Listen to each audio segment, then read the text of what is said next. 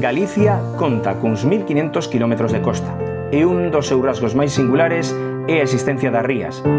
Son consideradas uns dos ecosistemas mariños de maior diversidade biolóxica, debido principalmente á mestura de augas, e a un fenómeno que os científicos chaman afloramento, que permite que cheguen augas frías ricas en nutrientes á superficie que son as responsables de sustentar toda esa biodiversidade.